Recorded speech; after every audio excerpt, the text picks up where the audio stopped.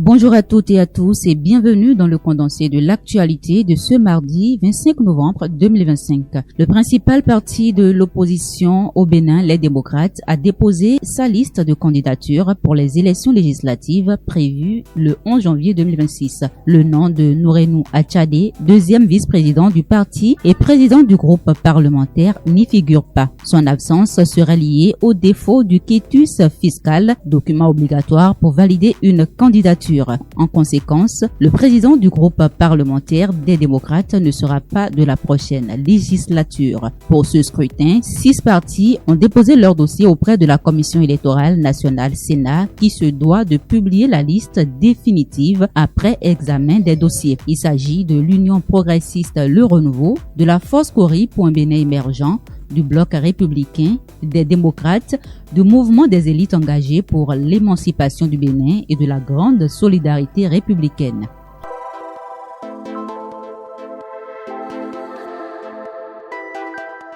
Un député du bloc républicain élu dans la 6e circonscription électorale, Calaviso-Ava-Ezé, est poursuivi devant la Cour spéciale des affaires foncières CASAF pour une affaire qualifiée d'escroquerie en parcelle. Selon nos confrères de Matin Libre, la plainte concerne la cession d'un terrain d'1 hectare à Djogbe-Zongo évalué à 16 millions de francs CFA. La collectivité Tchien conteste le droit de propriété du parlementaire, tandis que l'acquéreur exprime des doutes sur la validité des documents. Face à ces incertitudes, il a saisi le président du parti BR, Abdoulaye Biochane, ainsi que le chef de l'État, Patrice Talon. La CASAF devra donc trancher sur la responsabilité du député dans ce dossier, dans un contexte où les litiges fonciers restent fréquents dans le département de l'Atlantique.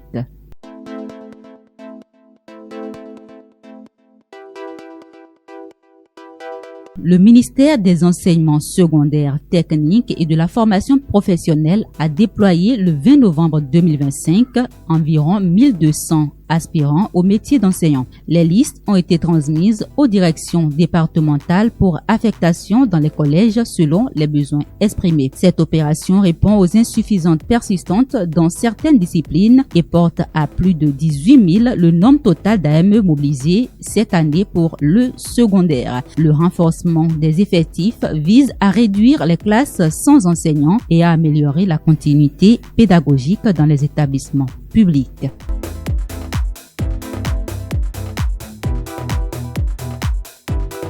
Un homme a comparu devant la Cour de répression des infractions économiques et du terrorisme CRIET pour des faits présumés de soustraction frauduleuse de fonds et d'escroquerie via Internet. L'audience s'est tenue le lundi 24 novembre 2025. Selon le dossier examiné par la Cour, le prévenu est accusé d'avoir soutiré de l'argent à un particulier en lui promettant une aide pour régler une affaire judiciaire. La victime aurait accepté de verser une somme de 400 000 francs, dont 200 000 déjà transférés. À la barre, l'accusé a rejeté en bloc toutes les charges retenues contre lui. La Cour, après avoir entendu les deux parties, a décidé de renvoyer l'affaire au 26 janvier 2026 et a exigé la comparution de 2 autres personnes impliquées dans cette affaire.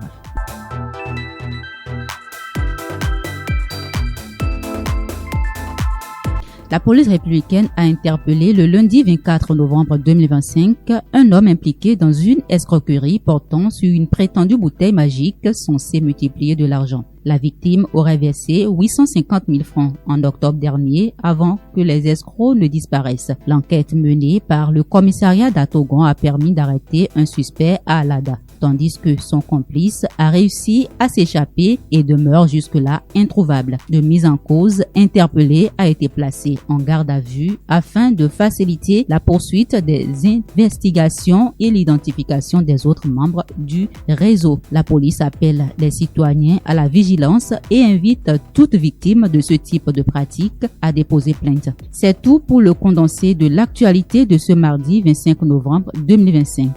Merci de votre fidélité et à très bientôt pour de nouvelles informations.